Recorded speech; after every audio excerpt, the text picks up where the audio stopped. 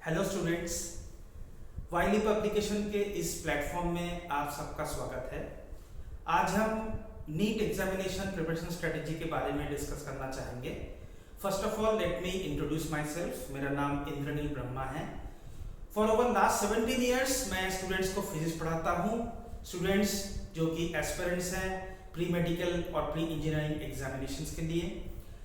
मुझे बहुत खुशी है कि मेरे पढ़ाए हुए स्टूडेंट्स में से लगभग 900 स्टूडेंट्स आज के डेट में डॉक्टर बन चुके हैं या मेडिकल कॉलेजेस में एमबीबीएस स्टडी परस्यू कर रहे हैं।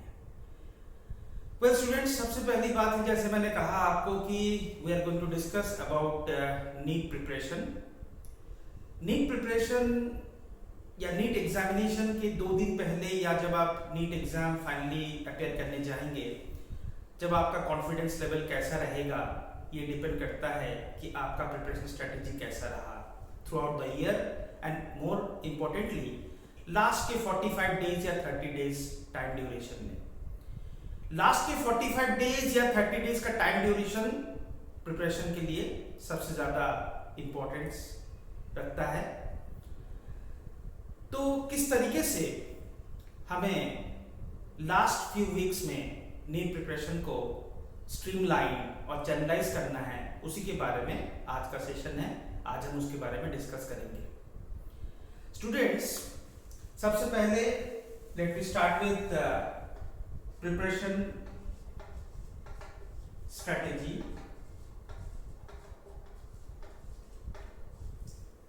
जिसमें सबसे इंपॉर्टेंट है एट प्रेजेंट, या कह सकते हो कि एग्जाम से 30 डेज या 45 डेज पहले रूटीन या शेड्यूलिंग कैसा है।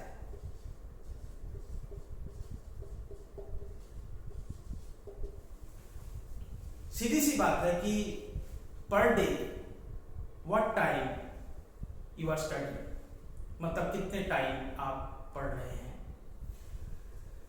व्हाट इज सजेस्ट यू कि मिनिमम 1 मंथ पहले या 45 डेज पहले मिनिमम स्टडी आवर्स जो है वो 6 आवर्स पर डे होनी चाहिए। आप इसको बढ़ा भी सकते हैं, आप चाहो तो 9 आवर्स का स्टडी पर डे आप मैनेज कर सकते हैं। अब इन दोनों का बीच का एक वैल्यू हम लेते हैं। मान के चलिए कोई स्टूडेंट पर डे 7.5 आवर पढ़ सकता है।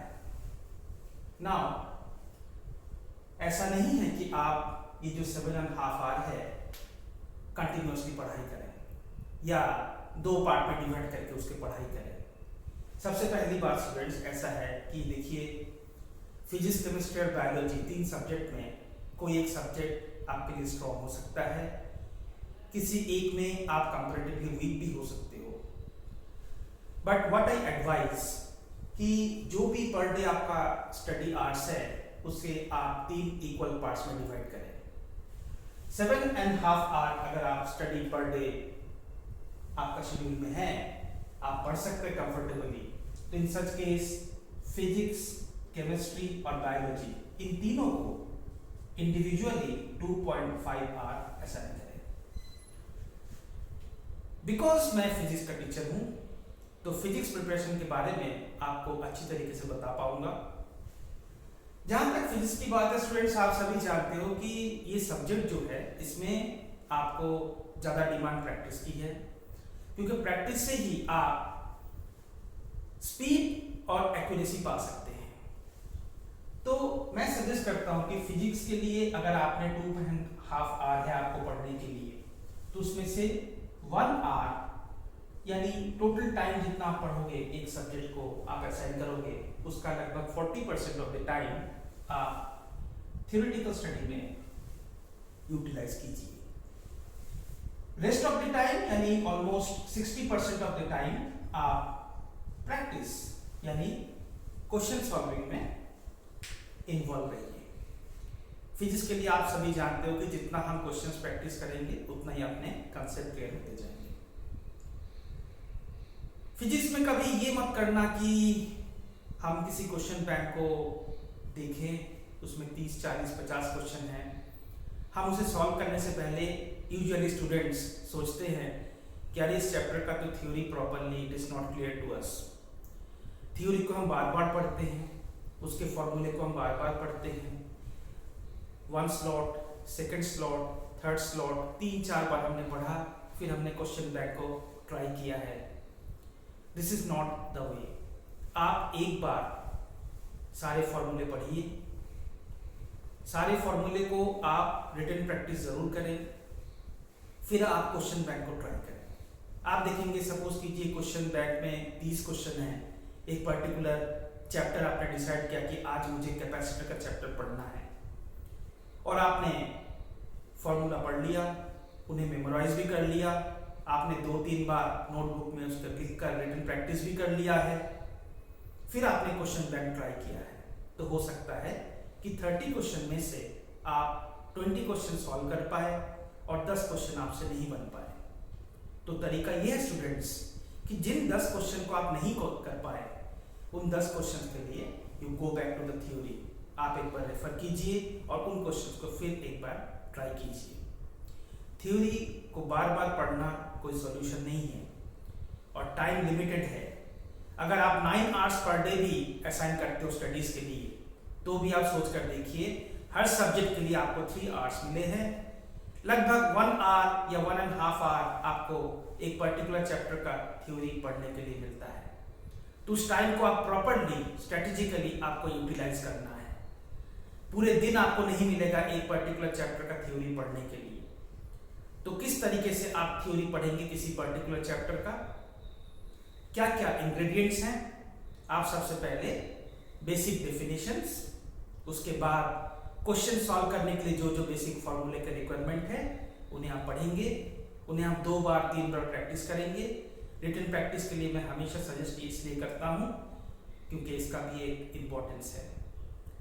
एग्जाम हॉल में जब आप पर प्रेशर ज्यादा होगा, आपका टेंशन का लेवल थोड़ा कंपैरेटिवली ज्यादा होगा, उस समय इजी फॉर्मूले भी आप भूलने के चांसेस रखते हो। एग्जाम्पल मान के चलिए, एक सिंपल सा क्वेश्चन है कि capacitor 2 microfarad, it has been charged up to a voltage of 200 volt, what is charged in the capacitor, और to what extent it has been charged, what is final charge on the capacitor. हम सभी जानते हैं इसके लिए कौन सा formula use करना पड़ेगा हमें। हम सभी जानते हैं कि इसके लिए फॉर्मूला हमें यूज करना पड़ेगा Q is equal to C into V। But exam hall में कहीं ना कहीं आपको याद आ सकता है Q is equal to C into V है या Q is equal to C upon V है। तो जब आप 2 बार 3 बार रिटन प्रैक्टिस करोगे तो ये मिस्टेक आप नहीं करोगे, तुरंत आप रिकॉल कर सकते हो, it is not Q is equal to C upon V, in fact it is Q is equal to C into V। तो इस तरीके से जैसे मैंने कहा, थ्योरी के लिए आपको एक पर्टिकुलर टाइम मिलेगा, आप सारे फॉर्मूले आपने पढ़ लिए, रिटन प्रैक्टिस कर लिया, फिर आप क्वेश्चन बैंक पे आइए, प्रैक्टिस सेशन आपका चालू हो गया। जो क्वेश्चन आपसे नहीं बन पाए उन क्वेश्चंस को आप दोबारा थ्योरी एक बार पढ़ के फॉर्मूला को रिवाइज करके फिर से आप ट्राई करेंगे। सो this is the correct strategy. और हमेशा याद रखिएगा, एक दिन में आपको 3 सब्जेक्ट पढ़ने हैं, हर सब्जेक्ट को आपको इक्वल वेटेज देने हैं। हो सकता है कि इनमें से कोई सब्जेक्ट आपका स्ट्रॉन्ग है, कोई सब्जेक्ट आपका कंपैरेटिवली वीक है। तो ये बहुत एक इंपॉर्टेंट पॉइंट मुझे जो आपको बताना था। स्टूडेंट्स, नेक्स्ट हम डिस्कशन पे आते हैं कि फिजिक्स सिलेबस के बारे में, नीट फिजिक्स, इसके बारे में मैं थोड़ा सा आपको बताना चाहूंगा। नीट फिजिक्स यानी नीट के एग्जामिनेशन में बेसिकली जो फिजिक्स क्वेश्चन होता है, उस फिजिक्स क्वेश्चन को कैसे फ्रेम किया जाता है, या अगर आप प्रीवियस ईयर पेपर को स्टडी करो, इन दैट केस आपको क्लियरली दिख जाएगा कि क्वेश्चन रैंडमली हर चैप्टर में से लिया जाता है। ऐसा नहीं है कि एक पर्टिकुलर चैप्टर से ज़्यादा क्वेश्चन आते हैं, एक पर्टिकुलर चैप्टर से कम क्वेश्चन आए हैं, पूरे सिलेबस में से क्वेश्चन आपको मिलेंगे। अब मैं आपको बेसिकली फिजिक्स पेपर का स्ट्रेटेजी बताता हूँ। क्लास 11 का टॉपिक्स आपको मालूम है, क्लास 12 के टॉपिक्स आपको मालूम है। अब मैं आपको क्वेश्चन का डिवीजन बताता हूँ। क्लास 11 के जितने टॉपिक्स हैं उसे हम बेसिकली 4 टुकड़ों में डिवाइड करते हैं। We divide them into 4 parts. कैसे पार्ट्स? देखिए, First is starting from first chapter, that is unit and dimension, up to gravitation. यानी कह सकते हो आप सर ये तो फर्स्ट बुक है एनसीईआरटी का, बिल्कुल सही है। सेकेंड पार्ट इज एक छोटा सा पार्ट है स्टूडेंट्स, इलास्टिसिटी। इलास्टिसिटी से लेकर या इलास्टिसिटी और फ्लूइड्स को इस कैटेगरी में हम रखते हैं। थर्ड पार्ट है जिसमें 3 चैप्टर्स होते हैं, thermal properties of matter, thermodynamics and kinetic theory of gases. तो इसे हम लिखते हैं heat and thermodynamics. Fourth part is oscillation, जिसमें हम पढ़ते हैं simple harmonic motion and waves basics. तो ये हो गए 4 पार्ट्स। प्रीवियस कुछ सालों के क्वेश्चन को आप अगर प्रीवियस ईयर पेपर को आप स्टडी करेंगे तो ये कंक्लूजन आता है कि क्लास 11th में से आपको 45 में से यू विल गेट 22 क्वेश्चंस। और चैप्टर वाइज इसका बाइफर्केशन कैसे होता है देखिए स्टूडेंट्स। फर्स्ट जो यूनिट मैंने बताया that is from unit and dimension up to gravitation, 11 question are expected from this. Elasticity and fluids, इसमें से you can expect 3 questions. Heat and thermodynamics, oscillation waves, ये दोनों मिला के लगभग 9 क्वेश्चंस बनते हैं या आते हैं। हो सकता है कि हीट में से आपको 4 क्वेश्चन मिले और ऑसिलेशन वेव्स आपको 5 क्वेश्चन मिले, या इन दोनों का इंटरचेंज भी हो सकता है। सो this is the basic pattern. Class 12 के सिलेबस की बात करें स्टूडेंट्स तो याद कीजिए क्लास 12 के एनसीईआरटी का फर्स्ट बुक में क्या क्या है। It starts from electrostatics up to electromagnetic wave after alternating current chapter. Next is ray and wave optics, and finally we have 4 chapters as a combination. We call them modern physics, dual nature of radiation, atoms, nuclei जिसके अंदर हम radioactivity भी पढ़ते हैं, and semiconductor and electronics. तो इसे overall हम कहते हैं मॉडर्न फिजिक्स।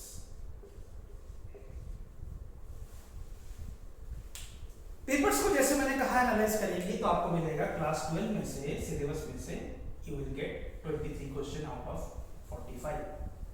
अब किस चैप्टर में से कितने क्वेश्चन आते हैं देखिए students. Electrodynamics up to electromagnetic wave, probably you will get 10 questions. From modern physics 8 to 9 questions, total हो गया 19, बाकी 4 या 5 क्वेश्चन बचेंगे। तो 5 क्वेश्चन हम एक्सपेक्ट करेंगे ऑप्टिक्स से। हो सकता है कि इसमें ये 11 हो जाए, ये मान के चलिए 1 कम हो गया, 4 हो गया। मॉडर्न फिजिक्स में यूजुअली 8 या 9 क्वेश्चन हर साल पूछे जाते हैं। तो ये बेसिकली पेपर का देखिए पैटर्न है। आपको अगर आप चैप्टर वाइज प्रिपरेशन करना चाहते हैं, आपको अगर ये जानने की आप कोशिश करोगे कि in which chapter, from which chapter, which part, what questions, how many questions are expected to come, तो ये क्लियर कट व्यू है। क्लास 12 के सिलेबस में से 23 question you can expect, class 11 के सिलेबस में से 22 क्वेश्चंस। और इस तरीके से जैसे मैंने बताया, आप प्रीवियस 5 इयर्स के पेपर देखिए, प्रीवियस 10 इयर्स के पेपर देखिए, उसमें कुछ इसी तरीके का पेपर का पैटर्न आपको मिलेगा।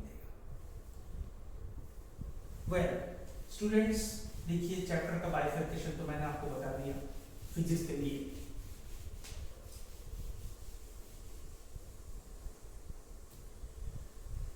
नेक्स्ट हम ये बताना चाहेंगे कि लास्ट 45 डेज में या लास्ट 30 डेज में आप रिवाइज करोगे, रिवीजन का क्या मीनिंग है।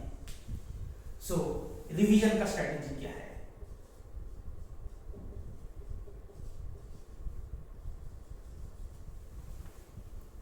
आपने 7 डेज का प्लान बनाया और 7 डेज में आपने ये प्लान किया कि मुझे 7 चैप्टर्स फिजिक्स के कंप्लीट करने हैं। तो जब आपको 7 चैप्टर्स कंप्लीट करने हैं स्टूडेंट्स, सीरियसली आप मत करना। मतलब आपने फर्स्ट चैप्टर पिक कर लिया electrostatics, next is capacitance, next is current electricity, next is magnetism, जो कि एनसीईआरटी का हाईलाइट की है। या आपने क्लास 11 का कोई टॉपिक उठा लिया, मान के चलिए यूनिट एंड डायमेंशन से आपने स्टार्ट कर लिया है, उसके बाद आप आ गए मोशन वन डायमेंशन, उसके बाद मोशन इन ए प्लेन, उसके बाद लॉज ऑफ मोशन, इस तरीके से। इससे क्या होगा, आप पहली बात तो थोड़ा सा मोनोटोनस बन जाएंगे।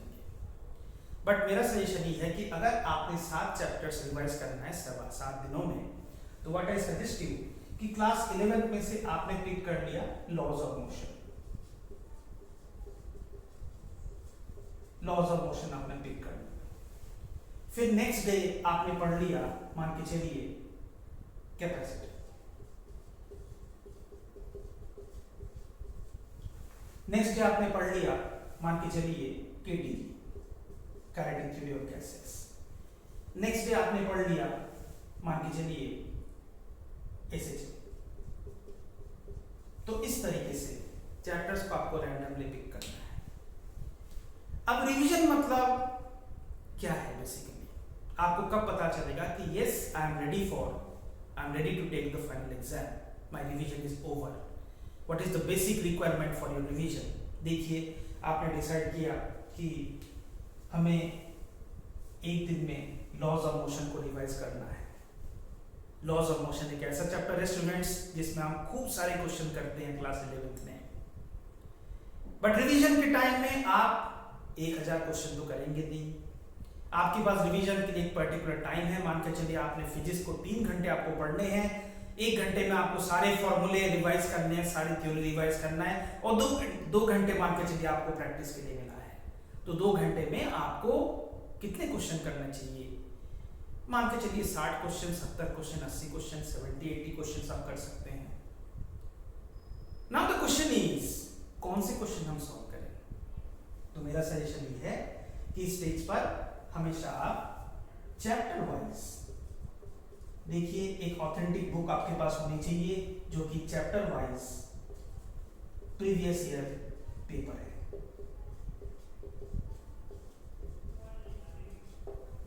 बुक ऑथेंटिक होनी चाहिए क्योंकि कई सारे मार्केट में बहुत सारे बुक्स हैं, लेकिन कई सारों में किसी पर्टिकुलर क्वेश्चन का आंसर गलत है, मान के चलिए उसका सॉल्यूशन गलत है।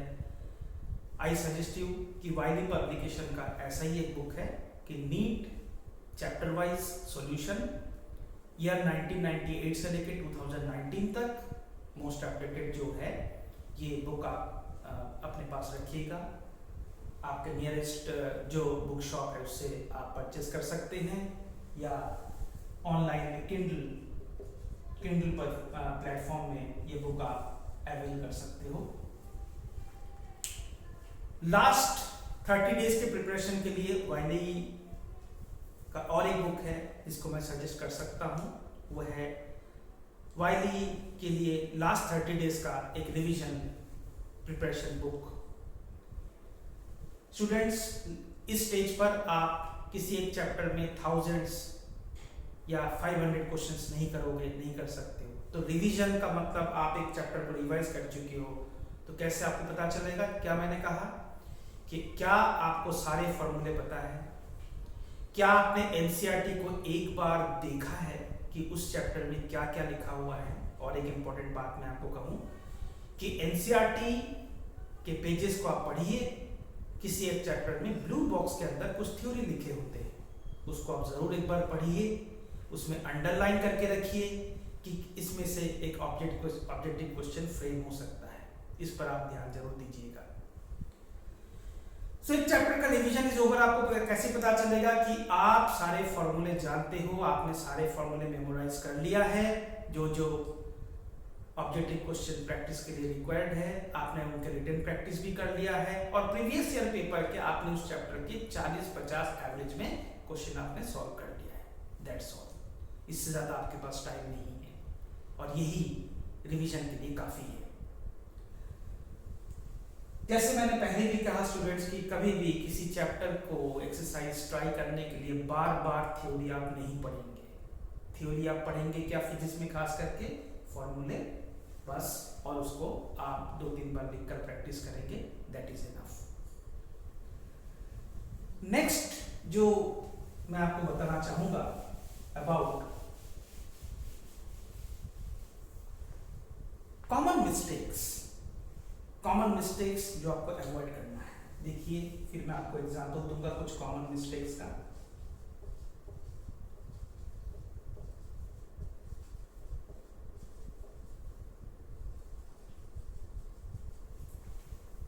अब इसके लिए मैं फिजिक्स के कुछ लाइवली एग्जांपल आपके सामने पेश करता हूं। सबसे पहले स्टूडेंट जो मोस्टली मिस्टेक करते हैं वो है, फर्स्ट एग्जांपल मेरा है यूनिट ऑफ ओमेगा। ऑलराइट, ये बहुत कॉमनली आस्क्ड क्वेश्चन है कि किसी रिजिड बॉडी का, एक रिजिड बॉडी है स्टूडेंट्स, जो कि सपोज कीजिए it is initially rotating with omega equals to given है 120 आरपीएम, और इस रिजिड बॉडी का मोमेंट ऑफ इनर्शिया सपोज कीजिए 1.5 kg मीटर स्क्वायर है। अब इस पर एक रिटार्डिंग टॉर्क हम अप्लाई करते हैं। Retarding torque is constant and the torque is pi newton into metre, ये गिवन है। नाउ द क्वेश्चन इज कि what will be angular retardation, या कह सकते हो कि व्हाट विल बी, क्वेश्चन ये हो सकता है कि कॉमनली आस्क्ड क्वेश्चन जो है कि after what time the body will stop. तो स्टूडेंट्स देखिए अप्रोच ही है कि रिटार्डिंग टॉर्क और मोमेंट ऑफ इनर्शिया, जैसे आप इनको डिवाइड करोगे you will gate angular retardation. Angular retardation is torque upon moment of inertia, ये आपको मिल जाएगा, torque upon moment of inertia that is pi upon 1.5। Next is after what time it will stop, तो आप use करोगे kinematical equation की omega final equals to omega naught plus alpha into time to stop. Alright, तो यहाँ पे आप put करेंगे this is 0 initial angular velocity, अगर गलती से आपने 120 लिख लिया, यहाँ पे अल्फा का वैल्यू आपने लिख लिया कि because retardation minus 1.5 into the concern time t in second. आप चाहते हो कि टाइम आपको सेकंड में मिले, आपने इसका यूनिट बिल्कुल परफेक्ट लिया है, क्योंकि देखिए ये भी ऐसा यूनिट है और ये भी ऐसा यूनिट है, लेकिन ये जो यूनिट है स्टूडेंट्स यूजुअली गलत पुट करते हैं। अगर आपने इस तरीके से क्वेश्चन को सॉल्व करने की कोशिश किया तो आपका आंसर गलत आएगा। तो सबसे इंपॉर्टेंट बात ये है कि सबसे पहले आप इस ओमेगा को प्रॉपर यूनिट में कन्वर्ट कीजिए। देखिए स्टूडेंट्स की 120 आरपीएम है, आप सभी जानते हो इसका मतलब है रेवोल्यूशन पर मिनट, तो इसको आपको कन्वर्ट करना है कि 120 रेवोल्यूशन मतलब 2 पाई रेडियन और मिनट मतलब 60 सेकेंड। तो यहाँ से आपको मिल जाता है कि this is 4 pi SI unit that is radian पर सेकेंड। अगर 4 पाई आप यहाँ पे पुट करेंगे तो आपका आंसर बिल्कुल सही आएगा। So this is one example. Another example I should take, मेरा कहने का ये मतलब है कि आप यूनिट्स पे हमेशा ध्यान देंगे। अनदर एग्जांपल बहुत कॉमनली है बच्चों कि देखिए हीट एनर्जी और मैकेनिकल एनर्जी में कन्वर्शन। ये क्वेश्चन आपने कई बार देखा होगा। Water is falling through 100 metre height, if the potential energy is converted to heat energy, that means it is utilized to increase its temperature, what will be rise in temperature? तो इस example में हम कहेंगे कि water is falling through height, तो हम कहेंगे mgh is the potential energy lost and that should be equated to m into s into delta theta. All right, mgh potential energy, इसका यूनिट क्या है? जूल है। इसका मतलब है कि मास जो है स्टूडेंट्स, इसे आपने केजी में एज्यूम किया है, मास से मास तो कट गया, तो ये जो मास है यहाँ पे ये भी आपने केजी में ही लिया है। स्टूडेंट्स यूजुअली क्या करते हैं कि इसका जो वैल्यू है that is specific heat of water, इसे लिख के आ जाते हैं 1 यूनिट, जो कि एब्सोल्युटली गलत है। 1 यूनिट तो है, बिल्कुल सही है, लेकिन ये 1 कैलोरी पर ग्राम पर डिग्री सेल्सियस होता है। लेकिन यहाँ पर आपने मास क्या लिया है? केजी में, तो यहाँ पर जो इसका वैल्यू है वो क्या पुट करना पड़ेगा कि हाउ मेनी जूल पर केजी पर डिग्री सेल्सियस, और वो वैल्यू आपको पुट करना पड़ेगा 4200 जूल पर केजी पर डिग्री सेल्सियस। तो ये बहुत ही कॉमनली मेड मिस्टेक है। तो इस पर आप जरूर ध्यान दीजिएगा।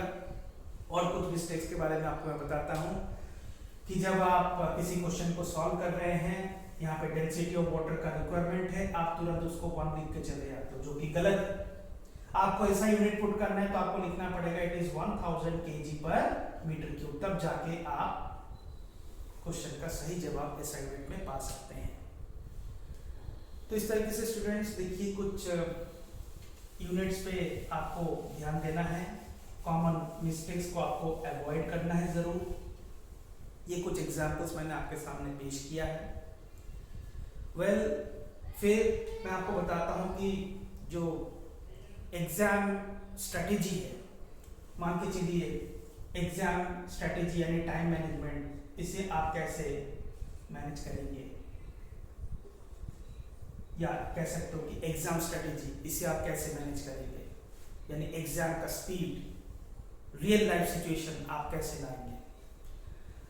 तो what I suggest you students, देखिए कि आप जो है वो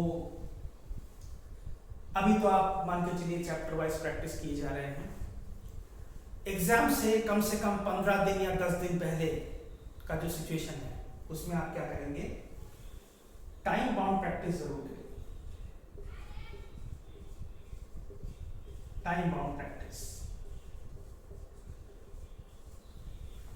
टाइम बाउंड प्रैक्टिस जैसे आपने 1 आवर का टाइम असाइन किया है, उसमें आपने डिसाइड कर लिया कि इसमें मुझे 40 क्वेश्चन सॉल्व करने हैं, फिजिक्स के क्वेश्चंस। फिर आप अपना एक्यूरेसी चेक कीजिए और इस प्रैक्टिस को बार बार दोहराएं। एक सेट ऑफ क्वेश्चन आप ले लीजिए, आपको 40 क्वेश्चन सॉल्व करने हैं, 1 आवर आप टाइम रेस्ट्रिक्टेड रखिए। ऐसा नहीं कि आपको सफिशिएंट टाइम है, आप 2 घंटे बैठ के 40 क्वेश्चन को सॉल्व कर रहे हो, दिस इज नॉट द वे। फिर आप क्या करेंगे, एग्जाम से थोड़ी दिनों पहले आप बिल्कुल 3 आवर्स का टाइम सेट करेंगे और इसमें कंप्लीट पेपर ट्राई करेंगे, कंप्लीट पेपर आप सॉल्व करेंगे। तो इससे क्या होगा, आपका स्पीड और एक्यूरेसी बिल्कुल परफेक्ट हो जाएगा। इसी प्रैक्टिस को 4 बार, 5 बार, 10 बार, जितनी बार हो सके आप इसको दोहराएंगे। नेक्स्ट, फिजिक्स के बारे में मैं आपको कुछ और चीजें बताना चाहूंगा, नीट फिजिक्स के बारे में। जैसे मैंने आपको चैप्टर का बाइफर्केशन यानी मार्किंग स्कीम के बारे में बताया स्टूडेंट्स, कि देखिए यूनिट एंड डायमेंशन से ग्रेविटेशन तक लगभग आपको 11 क्वेश्चन मिलेंगे। इलास्टिसिटी एंड फ्लूइड मैकेनिक्स, इस पार्ट में से आपको लगभग 3 क्वेश्चन मिलेंगे। हीट एंड थर्मोडायनेमिक्स से इतने क्वेश्चन मिलेंगे। मॉडर्न फिजिक्स से आपको इतने क्वेश्चंस मिलेंगे। अब होता क्या है, जैसे कि न्यूटन्स लॉ ऑफ मोशन, हम खूब सारे क्वेश्चन प्रैक्टिस करते हैं क्योंकि 11th के स्टार्टिंग में हम उसे पढ़ते हैं। ठीक उसी तरीके से जब हम क्लास 12 में आते हैं तो इलेक्ट्रिकल रेजिस्टेंस, कैपेसिटर के क्वेश्चन, इलेक्ट्रिकल रेजिस्टेंस के various circuits, parallel series combination, बहुत सारे क्वेश्चंस हम प्रैक्टिस करते हैं। बट ऐसा नहीं है कि कंप्लीट पेपर उन्हीं से पूछे जाएंगे जिसको आपने ज्यादा प्रैक्टिस किया है। कुछ टॉपिक्स जो यूजुअली स्टूडेंट्स अवॉइड करते हैं या कहते हैं कि ये हम छोड़ रहे हैं, इसे हम नहीं पढ़ेंगे, let us leave that topic, let us concentrate, focus on the core topic. वैसे तो स्टूडेंट्स देखिए, पेपर का स्टैंडर्ड मैं आपको बताता हूँ, आउट ऑफ 45 क्वेश्चंस जो हैं, 45 क्वेश्चंस में जो 35 क्वेश्चंस वो आपको इजी टू मॉडरेट लेवल आपको मिलेगा। इजी टू मॉडरेट लेवल के क्वेश्चन को आप टैकल कैसे करेंगे, अगर आपने सारे फॉर्मूले आपके पास आप मेमोराइज्ड है, आपने जैसे मैंने कहा रिटन प्रैक्टिस आपने किया है और आपने प्रीवियस ईयर्स के पेपर को कंसेप्चुअली समझकर आपने सॉल्व किया है, तो 35 question you can easily crack out of 45। 6 to 7 questions I can say they are conceptual. 6 to 7 question you will get conceptual, जिसे थोड़ा सोच कर आपको करना पड़ेगा। वो तभी सोच आपकी डेवलप होगी जब आप बहुत सारे क्वेश्चंस प्रैक्टिस किए हो, आपने प्रीवियस ईयर के क्वेश्चंस को अच्छी तरीके से कंसेप्चुअली समझकर प्रैक्टिस किया है, तब जाके इन क्वेश्चंस को आप क्रैक कर सकते हो। 2 से 3 क्वेश्चंस होते हैं स्टूडेंट्स जो कि जिसे हम कहते हैं टफ क्वेश्चन। वैसे स्टूडेंट्स टफ क्वेश्चन भी कर देते हैं। टफ मतलब ऐसा नहीं है कि that is out of syllabus, multi conceptual questions होते हैं। एडवांस थिंकिंग मतलब आप इंटेलेक्चुअली किस तरीके से आप सोचते हैं, आपका जो लॉजिकल एनालिसिस कैसा है। अगर आपका लॉजिकल एनालिसिस बिल्कुल सही है तो टफ क्वेश्चन को भी आप क्रैक कर सकते हो। बट सबसे कंफर्ट जोन है, सबसे इजी है, सबसे पहले तो हमें इन 35 क्वेश्चन में हमें ग्रिप में रखना पड़ेगा। ये 35 क्वेश्चन को ग्रिप में रखना बहुत इजी बात है।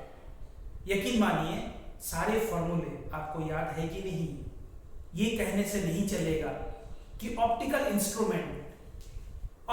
इंस्ट्रूमेंट या resolving power of optical instrument ये हमने छोड़ दिया, हमने पढ़ा नहीं। Zener diode at reverse bias condition, Zener diode as voltage regulator, ये हमने पढ़ा नहीं, हमने छोड़ दिया। ऐसे करने से नहीं चलेगा। मैं मानता हूं आपने न्यूटन्स लॉज ऑफ मोशन के काफी सारे क्वेश्चन प्रैक्टिस किए हैं, आपने मैग्नेटिक इफेक्ट ऑफ करंट के बायोट-सावर्ट्स लॉ के काफी सारे क्वेश्चन प्रैक्टिस किए हैं। मॉडर्न फिजिक्स के आपने क्वेश्चन बहुत ज्यादा प्रैक्टिस नहीं किए, लेकिन भूलिए मत मॉडर्न फिजिक्स में से आपको 9 क्वेश्चंस मिलने वाले हैं। So it's a big chapter, I mean to say scoring के पॉइंट ऑफ व्यू से, बट बहुत ही कम हार्ड वर्क डिमांड करता है ये। मॉडर्न फिजिक्स के 9 क्वेश्चन और इधर देखिए आप मैकेनिक्स, कंप्लीट जो मैकेनिक्स है उसमें 11 question. Now you can compare. Modern physics बहुत इजीली आप पढ़ सकते हो, उसके क्वेश्चन बहुत इजीली आप सॉल्व कर सकते हो। क्या क्या है उसमें? डुअल नेचर ऑफ रेडिएशन में आप डी ब्रॉय, वेवलेंथ, आप फोटोइलेक्ट्रिक इफेक्ट पढ़ेंगे, आप क्वांटम जंप पढ़ेंगे एटम्स वाले चैप्टर में, रेडियो एक्टिविटी के basic question, half life, mean life के क्वेश्चन आप डिस्कस करेंगे। इलेक्ट्रॉनिक्स एंड सेमीकंडक्टर में आपको जो कॉमन लियास क्वेश्चन होता है कि transistor in common emitter configuration, तो इन क्वेश्चंस को आपको साइड में नहीं रखना है, आपको जरूर करना है। चाहे आप बायोट-सावर्ट्स लॉ के हजारों क्वेश्चन ना प्रैक्टिस करके उसको 200 कर लीजिए, लेकिन इन क्वेश्चंस को आप छोड़िए मत। हर टॉपिक आपको टच में रखना है, कम से कम उसका बेसिक फॉर्मूला, उसके बेसिक कुछ इजी क्वेश्चंस आपको जरूर याद रखना है। Take an example, simple harmonic motion chapter में हम खूब सारे क्वेश्चन प्रैक्टिस करते हैं, बट उस चैप्टर के लास्ट स्टेप में जब हमें डैम्प्ड ऑसिलेशन और फोर्स्ड ऑसिलेशन दिखता है, हम कहते हैं कि ये हमारी बस की बात नहीं है, we should leave this part. But question क्या आते हैं? बहुत इजी लेवल के। तो मैं आपको ये सजेस्ट करूंगा कि डैम्प्ड ऑसिलेशन और फोर्स्ड ऑसिलेशन जब आप एसएचएम पढ़ रहे हैं, एसएचएम के खूब सारे क्वेश्चन आपने प्रैक्टिस किए हैं, तो आप डैम्प्ड ऑसिलेशन और फोर्स्ड ऑसिलेशन के बेसिक फॉर्मूला कम से कम याद रखिए। आपने ऑप्टिक्स में खूब सारे क्वेश्चन प्रैक्टिस किए हैं, आपने lens, refraction, mirror, curve mirror reflection के खूब सारे क्वेश्चन प्रैक्टिस किए हैं, लेकिन आपने एक छोटा सा पार्ट छोड़ दिया कि रिजॉल्विंग पावर।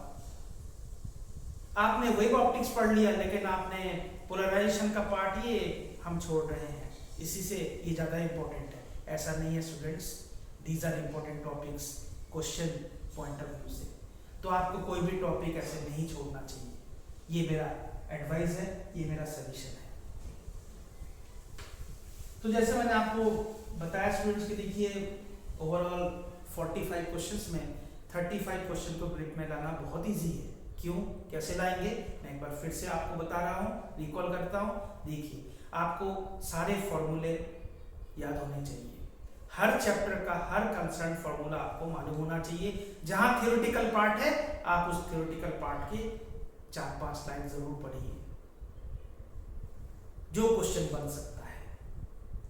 जितने भी फॉर्मूले हैं सभी फॉर्मूले को आप जरूर लिखेंगे, लिखकर प्रैक्टिस करेंगे और याद रखेंगे। प्रीवियस ईयर पेपर को आप सॉल्व करेंगे। अगर आपने formula, written practice of formula and previous year paper आपने प्रॉपरली सॉल्व किया है तो 35 क्वेश्चन आपके ग्रिप में है। अगर आपने प्रीवियस ईयर पेपर को कंसेप्चुअली समझकर सॉल्व किया है तो बाकी 6-7 क्वेश्चन भी आपके ग्रिप में है। और अगर आपने खूब सारा मेहनत किया और खूब सारे प्रैक्टिस करने के बाद आपके लॉजिकल एनालिसिस स्किल डेवलप हो चुका है तो टफ क्वेश्चन भी आप क्रैक कर सकते हैं।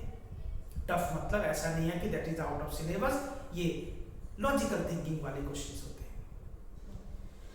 वेल स्टूडेंट, जैसे मैंने कहा कि देखिए एग्जाम टेम्परामेंट यानी टाइम मैनेजमेंट बहुत इंपॉर्टेंट है।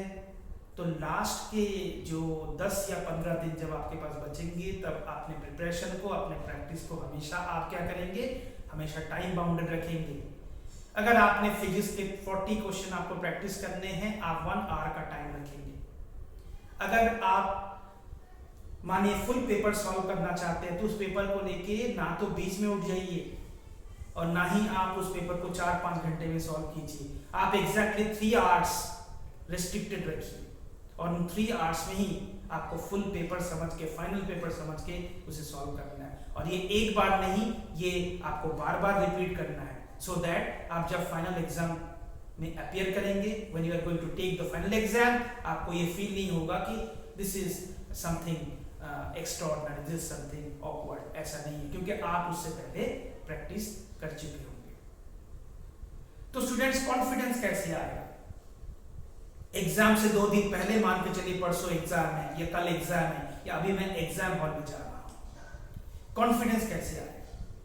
कॉन्फिडेंस तभी आ पाएगा जब आप एग्जाम से 40 डेज या 30 डेज पहले अपने प्रिपरेशन को चैनलाइज करें, स्ट्रेटेजिकली आगे बढ़े। एग्जाम से 2 दिन पहले ऐसा ना हो ये चैप्टर हमने पढ़ लिया लेकिन ये छोड़ दिया, ये सब्जेक्ट हमने पढ़ लिया, ये सब्जेक्ट वीक रह गया, that is not the way. इसलिए what I should suggest you कि अभी से आप प्लान कीजिए, हर दिन आपको 3 सब्जेक्ट पढ़ने हैं, इक्वल टाइम आपको असाइन करना है और थ्योरी पढ़ना है, उसके साथ साथ आपको क्वेश्चन भी प्रैक्टिस करना है।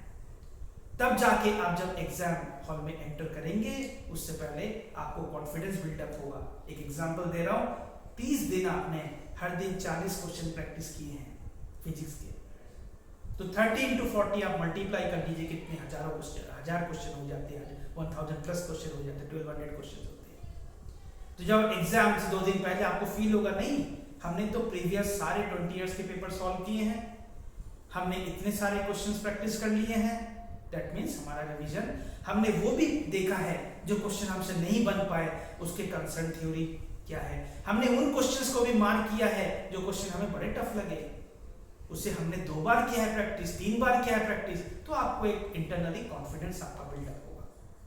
तब जाके आप एग्जाम में बहुत अच्छा कर पाएंगे, आपका कॉन्फिडेंस लेवल बहुत अच्छा रहेगा। माइंड फ्रेम यानी आपका कॉन्फिडेंस लेवल एग्जाम टाइम में बहुत हाई होना जरूरी है। उसके लिए जैसे मैंने कहा कि स्ट्रेटेजी होनी चाहिए, बिना स्ट्रेटेजी आपको कॉन्फिडेंस नहीं मिल सकता है।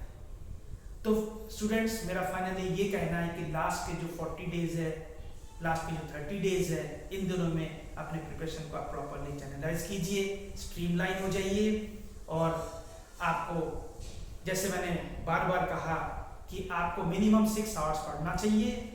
आप चाहो तो उसको 9 आवर्स 12 आवर्स भी कर सकते हो, जितना आप टाइम डेडिकेट करना चाहते हो। और स्टडी आवर्स को आपको पार्ट में डिवाइड करके रखना है।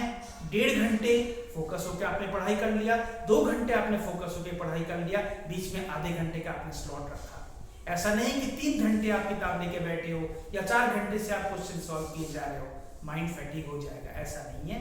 आप अपने रिवीजन स्ट्रेटेजी को प्रॉपर टाइम जोन में डिवाइड करके, प्रॉपर ½ एन आवर के ब्रेक लेकर आप जरूर इस तरीके से रखिए, तब आप एग्जाम में बहुत अच्छा कर पाएंगे। With this I should conclude, thank you very much.